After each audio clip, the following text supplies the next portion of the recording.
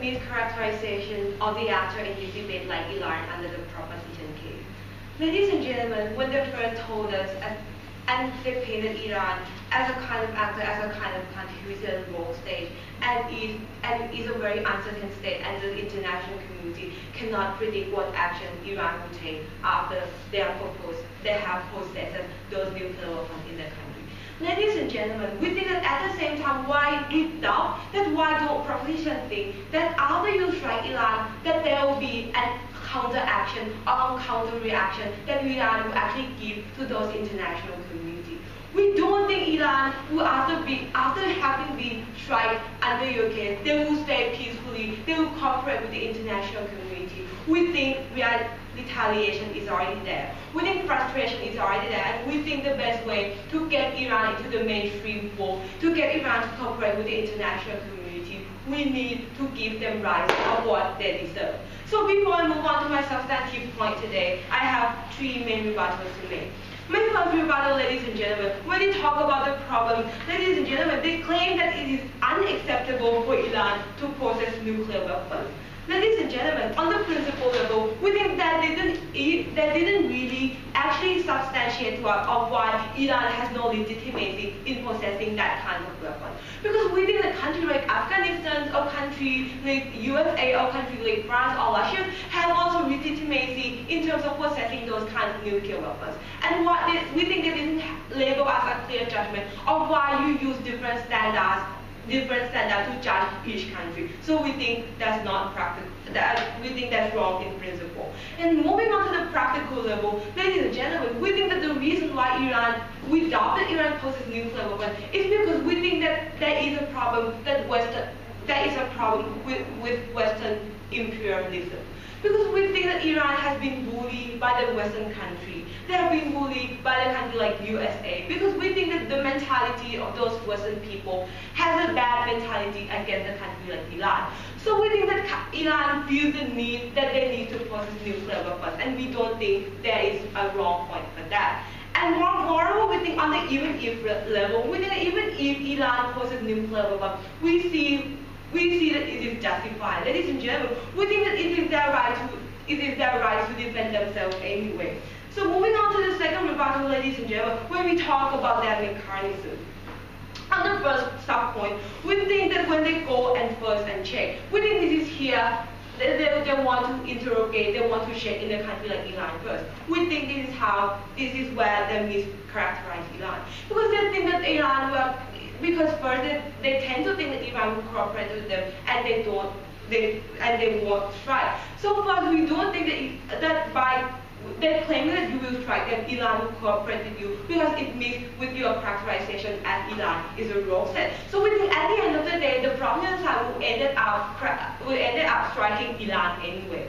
So on the second sub-point, when you say that you want to strike them, and you say that you won't kill civilians. Ladies and gentlemen, we don't think that your missile or your scientific device will be that accurate that will be shot down any single civilian down. We think no, right? We think that at least there will be some economic effect into that country, and we think that directly devastates the land, and that directly devastates and gives harsh effect on the people in the country. And we don't think it is justified for those Iran population to get affected in this case. So moreover, on the third level, you talk that you want to attack the nuclear facility too. Ladies and gentlemen, we think this makes no sense at all. Because we think that many countries also use nuclear facilities, for example, like Japan. And we don't think that why you need to also attack the Iranian nuclear facility. Because it generates electricity, it gives economic benefit and social benefit into the country. So we don't think that your side makes sense when you say you want to attack facilities. On the first level, when the fourth sub-point, you say you want to stop sanctions. Ladies and gentlemen, we think that after you strike them, Iran will retaliate, and especially when we don't see that why where there is no justification or substantiation from your side of how stopping sanctions will give any effect to the country like Iran. Ladies and gentlemen, moving on to the third rebuttal, when we say that how it is the abuse of power. We think it is directly clashed within my argumentation that why we think Iran deserves the right to nuclear weapons, and I will be substantiating it in my argumentation. So we think that our stance for the opposition side today is that we will not strike Iran, and we think Iran deserves the right to possess nuclear weapons. We think they have legitimacy and they deserve the position to do so. So my substantive point today, ladies and gentlemen, I'll prove to you two things. First, I'll prove to you there is no legitimacy in running preemptive strike on Iran. And second, we think that there should be a state equality which results in the equal state self-defense. So moving on to the first substantive point when we say there is no legitimacy. Ladies and gentlemen, we think on the first level we say there is no legitimacy. We think that Iran has not striking anyone yet. We doubt that we only doubt that Iran possesses nuclear weapons. So we don't think it is legitimate for IAEA to take the action first, to actually strike the innocent body which hasn't done anything wrong in this scenario. So we think this is why it is not legitimacy for IAEA to do so. So moving on, we think under the status quo, Iran has already shown a sign of cooperation with the international community. They led the IAEA to check in the two facilities. So we think we are moving forward for Iran, moving forward from the low state they have been. So we think this is a good sign, and we want them to cooperate.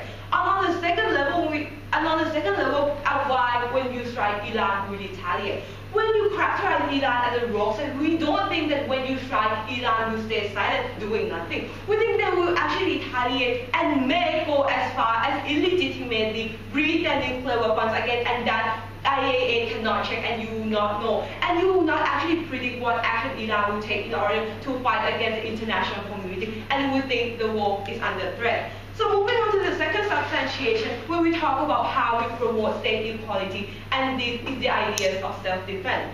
Moving on to the first level of how why inequality is there. Ladies and gentlemen, let me tell you something, that now the only country that has legitimacy in proposing those nuclear weapons is the P5 country. We think that it is not fair for the other countries that haven't had the right to possess this nuclear weapon. Ladies and gentlemen, we don't see why those countries has right to nuclear weapon and other sovereign states has no right to do so. We think this is not compliant with the international law. So on the second level, we say that it is really unfair. That it is unfair for the right to defend themselves. We think that the right to defend themselves shouldn't be judged based on the economic stability, or the political stability, or the economic power in the world. We think that every sovereign state has the right to defend themselves equally. So that's why no matter how regime you use in your country, you should also be entitled to the right to defend themselves, which in this case we talk about the nuclear weapon. So we have proved to you today that first, it is justified for Iran to possess nuclear weapons. Second, we say it is not justified for the international community or the IAEA to strike into the country. And third, we say that there will be a greater harm if you strike Iran. So we think in this case we are found to oppose. The speaker spoke for 8 minutes and 21 seconds. 8 to 1.